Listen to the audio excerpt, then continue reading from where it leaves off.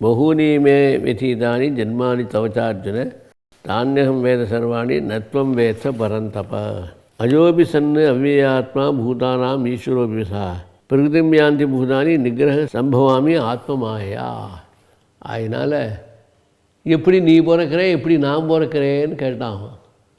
நீ பிறக்கிறது கர்மாவின் வேலை பயனாக நீ பிறக்கிற. என்னென்ன வேலை செஞ்சியோ, புண்ணியமான கர்மாவோ பாவமான கர்மாவோ எந்த வேலை செஞ்சியோ அதனுடைய ரியாக்ஷனாக அதனுடைய பலனாக பல பிறவிகள்லாம் எடுக்கிற நீ. மனித பிறவியோ மிருகப்பிறவியோ பல பிறவிகள்லாம் எடுக்கிற நீ. ஆனால் நான் அப்படி எழுதலை. எனக்கு ஒன்று வினையும் கிடையாது, பயனும் கிடையாது, பலனும் கிடையாது, ஒன்றும் கிடையாது. என் பெயரெல்லாம் தாண்டிடுவேன் நான். அதனால் நான் எப்படி பிறக்கிறேன்னா ஆத்மமாயா. எங்கிட்ட ஒரு சக்தி இருக்குது, மாயா சக்தின்னு. அந்த மாயா சக்தியை வச்சுன்னு பல பிறவி எடுத்து நான் எல்லாம் பண்ணேனே தவிர வினை பயனாக நான் பிறக்கலை. அதான் மனிதனுக்கும் ஈஸ்வரனுக்கும் உள்ள வித்தியாசம். மனிதன் வினை பயனாக பெறக்கூடியவன். எந்த நல்லதை செஞ்சாலும் என்ன கெடுதல் பண்ணுறானோ அதை அனுசரித்து பயன்களை பெறக்கூடியவன். அதே மாதிரி மிருகங்களாக வந்தது கூட மனித பிரிவினுடைய பலனாகத்தான் மிருகங்களாக அவையெல்லாம் வந்திருக்கு. மிருகங்களுக்கான புண்ணிய பாவம் கிடையாது, செய்ய தெரியாது. அப்படியே தான் திருப்பி மனித பிரிவாக திருப்பி வந்துடும் அது. அதனால் மனித பிரிவிலேருந்து தான் அத்தனை பிரிவுகளும் வரக்கூடிய வாய்ப்பாக அமைஞ்சிருக்கு. அந்த ஒரு மனித பிரிவில் செய்யக்கூடிய ஒரு புண்ணியத்தின் பயனா பாவத்தின் பயனா இத்தனை பிறவி வருது. நீ எப்படி பிறந்தேன்னு கேட்டாக்க அஜோபி சன்னு, நான் பிறக்காதவன். அவ்வியாத்மா, எங்குன்னு நிறைஞ்சவன். பூதானாம் ஈஸ்வரோபி சன்னு, அனைத்து பூதங்களுக்கும் ஈஸ்வரனாக ஆட்சி படைக்கிறான்னு நான் தான் இருக்கேன். அப்படி இருந்தாலும் பிரகிருதிம் ஸ்வாம் அதிஷ்டாய, பிரகிருதியை நான் எடுத்துக்கிண்டு சம்பவாமி ஆத்மமாயா. நான் இந்த எங்கிட்ட உள்ள பிரகிருதி இந்த இயற்கையாக இருக்கே அது மாதிரி சில வஸ்துக்களெல்லாம் வச்சுக்கிண்டு ஒன்று ஆக்ஷன் போகிறேன்னா சம்பவாமி ஆத்மமாயா. என்னிடம் உள்ள மாயை சக்தியினால், என்னிடம் உள்ள அவித்யா சக்தியினால் நானே பல பிறவிகள்லாம் எடுத்துட்டு ஒன்றையும் நல்வழிப்படுத்துறதுக்கு அழிச்சுண்டு இன்னும் பல பேர்கள் நல்வழிப்படுத்துறதுக்கு அழிச்சுண்டு பல பிறவிகளெல்லாம் எடுத்து கெட்ட சக்தியை அழித்து நல்ல சக்தியை வளர்த்து அதுக்காகத்தான் இந்த ஆத்மமாயை கையில் வச்சுருக்கேன்னா. இல்லைன்னா நான் எப்படி இருக்கணும்? நான் நிறைஞ்சவன் பரமாத்மா ஞானி கீனி ஞானஸ்வரூபம் உள்ளோம். எங்கேயும் வர வேண்டிய அவசியமே இல்லை எனக்கு. நான் பாட்டுக்கு அமைதியாக சாந்தமாக ஞானஸ்வரூபமாக உட்காந்துட்டே இருப்பேன். இப்போ நீ வந்தியே எப்படி வந்தேன்னா எங்கிட்ட உள்ள ஆத்மமாயை ஆத்மசக்தியை வச்சுன்னு நான் வந்தேன். இல்லைன்னா வரக்கூடவே மாட்டேன் அது கூட. அதனால் ஆத்மமாயான்னா தன்னிடத்தில் மனதில் புத்தியிலே உள்ள எந்த ஒரு மாயாசக்தி இருக்கோ அந்த மாயாசக்தியை ஆதாரமாக வச்சுக்கிட்டு தான் இந்த உலகமே உண்டாயிருக்கு. இந்த உலகம் உண்டாய மாதிரி தான் நானும் அந்த புத்தினிஷ்ட சக்தியினால தான் வந்திருக்கேன். இல்லைன்னா புத்தினிஷ்ட சக்தி உனக்கு இல்லைன்னா இந்த மாதிரி நான் அவதாரம் பண்ணேன் போனேன் வந்த கதையெல்லாம் கூட உனக்கு சொன்னாலும் புரியாது, தெரியும் தெரியாது போயிடும். அதனால் உங்ககிட்ட இருக்கிற புத்தினிஷ்ட மாயினால தான் இத்தனையும் உலகங்கள்லாம் படைக்கப்பட்டு காக்கப்பட்டு ரட்சிக்கப்பட்டு இத்தனை தர்மங்கள்லாம் வந்துட்டு இவ்வளோ புண்ணியபாப சுகங்களையும் அனுபவிக்கிறதுக்கு காரணமாக ஆறுதுன்னா சம்பவாமி ஆத்மமாயா. இந்த இடத்துல உள்ள ஆத்மனிஷ்ட சக்தியினால் திரிகோண சக்தியினால் அந்த மாதிரி ஒரு சூழ்நிலையை உண்டு பண்ணிட்டு நான் அவதாரம் பண்ணுறேன். நீ பிறக்கிறதெல்லாம் வினை பயன், நான் பிறக்கிறதெல்லாம் என்னிடம் இல்லை என்னுடைய இச்சையினால் ஆசையினால் நானே ஆத்மசக்தியினால் ஆத்மனிஷ்டனால் நாமே அப்படி பிறக்கிறேன் அப்படின்னு 2 தினசுக்கு பிறப்புக்கே 2 தினசான விளக்கம். பகவான் பிறக்கிறதுக்கும் மனிதன் பிறக்கிறதுக்கும் வித்தியாசம். மனிதன் எப்படி பிறக்கிறான்? அவன் என்னென்ன வினை செஞ்சாலும் வினைக்கு தகுந்த மாதிரி பலன் கிடைக்கும். என்ன மாதிரி விதை போட்டோமோ விதைக்கு தகுந்த மரம் மாறி வினைக்கு தகுந்த பலன் மனித பிறவிலேருந்து அநேக பிறவிகள். பகவான் எப்படி வர்றார்? அப்படி இல்லை, சுயம்பூ. அவர் பாட்டுக்க ஒரு வினை பயனை வச்சு வல்லவர். அவர் சுயம்பூவாக காமக்ரோதங்களாம் அடங்கி கொஞ்சம் பேசுங்க அப்படின்னு. அஜோபி சன்னு அவ்வியாத்மா பூதானாம் ஈஸ்வரோபி சன்னு பிரகிருதிம் ஸ்வாமதிஷ்டாய சம்பவாமி ஆத்மமாயா. யதா யதா ஹி தர்மஸ்ய கிலானிர்பவதி பாரத அபியுத்தானம் அதர்மஸ்ய தது ஆத்மானம் சஜாம்யகம்.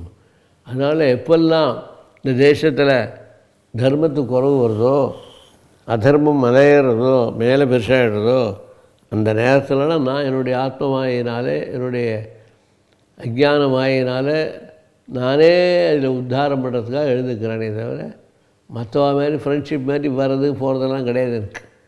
நான் வர்றது போகிறதெல்லாம் எங்கிட்ட உள்ள ஆத்மசக்தியினால் உள்ள சங்கல்ப சக்தியினால் உள்ள மாயா சக்தினால் உள்ள நான் பிறந்து வளர்கிறேன். மற்றவா வரவாள்லாம் போகிறதெல்லாம் அவள் வினைப்பேன் அவளுடைய ஃப்ரெண்ட்ஷிப் மூலமாகும். நான் வரது போகிறது ரெண்டுமே என் கையிலே வச்சுக்கல. யதாஹி தர்மஸ்ய கிலானிர் பவதி பாரத. இங்கே சொல்கிறார், எப்பொழுதெல்லாம் நம்முடைய தர்மத்துக்கு கிரானி வருதோ அப்போ தான் நான் அவதாரம் பண்ணுறேங்கிறார். எப்போல்லாம் நம்முடைய மதத்துக்கு நாசம் வருதோ அப்போன்னு சொல்லலை. ஏன்னா இது பிறக்காத மதம் இந்து மதம், சனாதன மதம், வைதிக மதம். வேதமும் பிறக்கலை, ஈஸ்வரனும் பிறக்கலை, ஆத்மாவும் பிறக்கலை. அனாதியாக உள்ள ஒரு சம்பிரதாயமாக உள்ள ஒரு மதம். ஆகையினால இந்த மதம் ஒரு நாள் தொடக்கப்பட்டால் ஒரு நாள் அது அழியக்கூடியதாகும். ஒரு நாளும் தொடக்கப்படாதனால் அனாதியாக பகவத் சங்கல்பத்தினால வரத்தினாலே அழிவும் கிடையாது இருக்குது. யதாஹி தர்மஸ்ய கிலானிர் பவதி பாரத் அபியுத்தான அதர்மஸ்ய ததாத்மானம் சுஜாமியம். அதனால் அதர்மம் பண்ணுறதை குறைச்சிக்கிட்டாக்க தானாகவே புண்ணிய பலம் கிடைக்கும். தர்ம பலத்தை வளர்த்துட்டோம்னால் நமக்கு பகவானுடைய கிருபை நிறையா கிடைக்கும். பரித்ராணாய சாதூனாம் விநாசாயச்ச துஷ்கிருதாம் தர்ம சம்ஸ்தாபனார்த்தாய சம்பவாமி யுகே யுகே. எத்தனை வாட்டி பிறக்கிறேன் அப்படின்னு கேட்டான். ஒரு யுகத்துலேயும் பிறக்கிறேன்டாப்பா அப்படிங்கிறார். எத்தனை யுகம் ஆகிருக்குன்னா நூற்றுக்கணக்கான ஆயிரக்கணக்கான யுகம் ஆகிருக்கு. 4 யுகம், கிருதயுகம், திரேதாயுகம், துவாபரயுகம், கலியுகம்னு. ஒரு யுகத்துலேயுமே இந்த தர்மங்கள்லாம் குறைஞ்சி போகும்போது இந்த தர்மத்தை ஞாபகப்படுத்துகிற அளவுக்கு இந்த மாதிரி புஸ்தகங்களை கொண்டு போட்டு ஜனங்களுக்கெல்லாம் கொடுத்தால் அது நமக்கு உபயோகமாக இருக்கும். ஆகினால தான் பரித்ராணாய சாதூனாம், நல்லோர்களுடைய வளர்ச்சிக்காக நான் வாழறேன். விநாசாயச்ச துஷ்கிருதாம், யார் கெட்ட காரியங்களும் பண்ணாலோ அவளை அழிக்கிறதுக்காக வந்திருக்கேன். தர்ம சம்ஸ்தாபனார்த்தாய, தர்மத்தை நான் சம்ஸ்தாபனம் பண்ணலை, இருக்கிற தர்மம் அது ரொம்ப குறைஞ்சி படுறது, அதை திருப்பியும் வளர்ச்சி பண்ணுறதுக்காக நான் மேலே மேலே வரேன். சம்பவாமி யுக யுக, எப்பெல்லாம் ஒரு யுகத்துலேயும் வரேன்.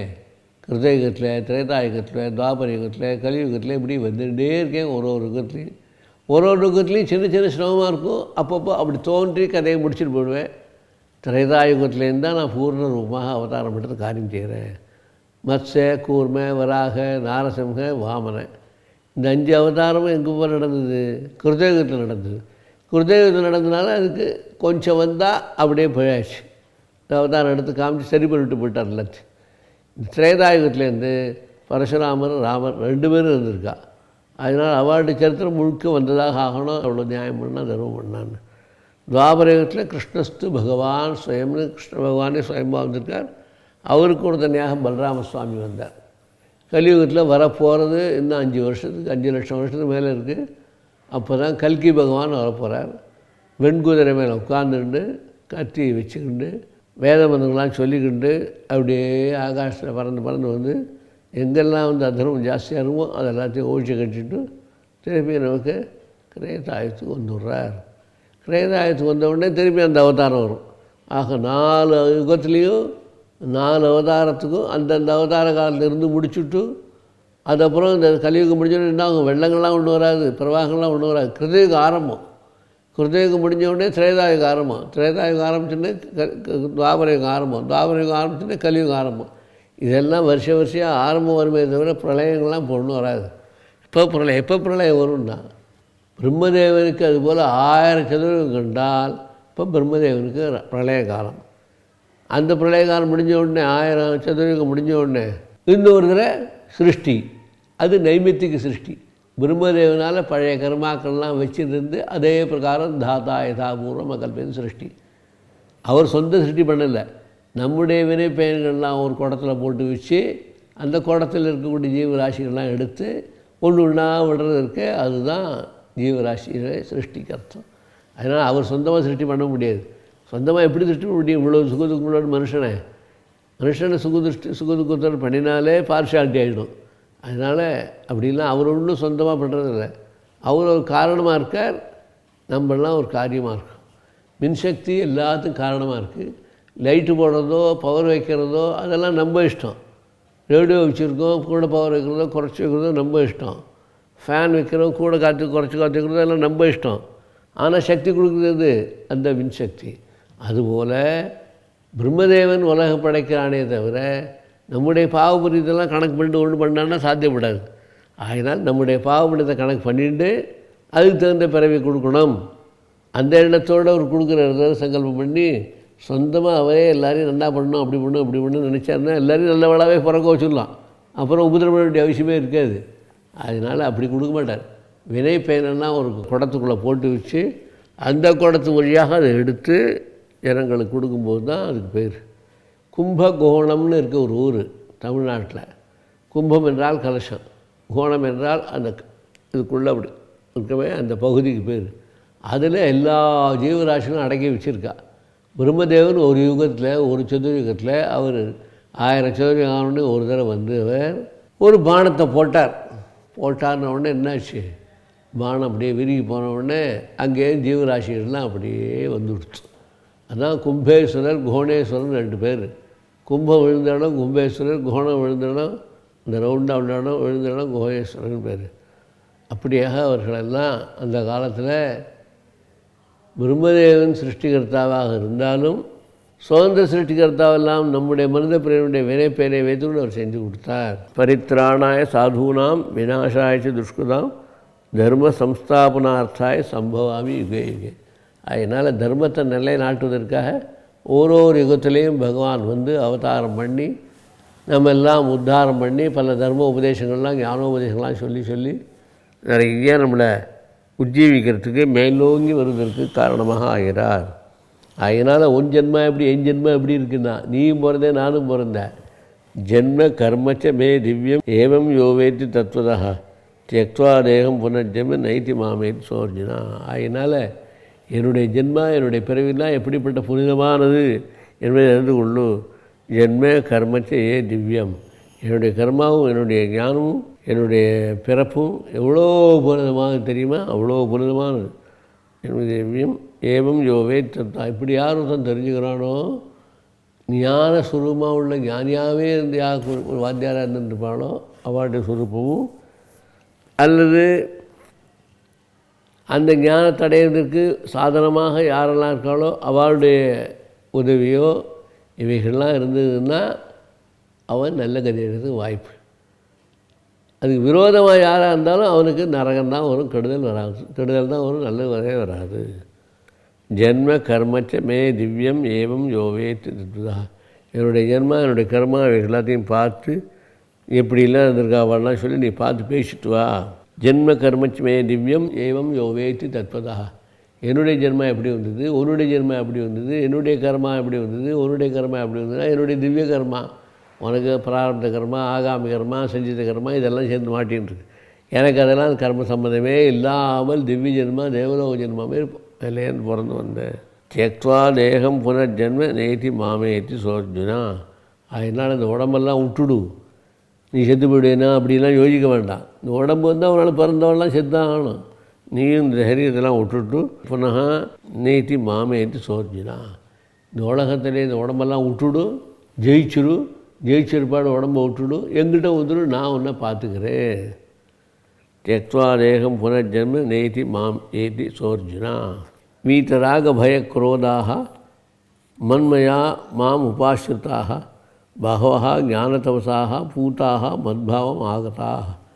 எப்படி உள்ளவெல்லாம் நான் உபாசனை பண்ணுறா, எப்படி இருந்தால் நான் உன் நிலையை அடைய முடியும், எப்படி இருந்தால் உன் சுரூபத்தை நான் அறிந்து கொள்ள முடியும் அப்படின்னா வீதராக பயக்ரோதாக.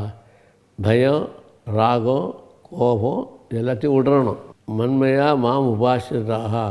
அதனால் ஈஸ்வர சுரூபமாக உள்ள நான் என்னை நீ அடைஞ்சி என் மூலமாக இந்த ஆசை கீசை பயம் குரோதம் எல்லாத்தையும் விட்டுட்டு ஈஸ்வர சுரூபம் ஒன்றே ஒன்று போகிறோம், ஆத்மஸ்வரூபம் ஒன்றே ஒன்று போகிறோம்.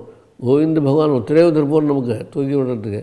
வேறு யார்கிட்டையும் போக வேண்டாங்கிற எண்ணத்தோடு இருந்துட்டு வாழ்க்கையை நடத்து, உனக்கு எல்லா சத்பாவங்களும் உனக்கு கிடைக்கும். பகவோ ஞானதவசாக பூத்தாக மத்பாவம் ஆகுதா. பல மகான்கள், கோடிக்கணக்கான மகான்கள் எப்படி ஜனசங்கியில் இருக்காளோ அதுபோல் கோடிக்கணக்கான மகான்களும் ஞான தபஸ்னால், ஞானமாயிர தபஸ் மூலமாக என்னை அறிந்து கொண்டு அந்த மாதிரி உயர்ந்த நிலையில் பல பேர்களும் இந்த உலகத்தில் இருந்துன்னு இருக்காள். மத்பாவம் ஆகுதாக. என்னுடைய சுரூபத்தை அடைஞ்சவர்கள் போக அங்கே இருப்பா.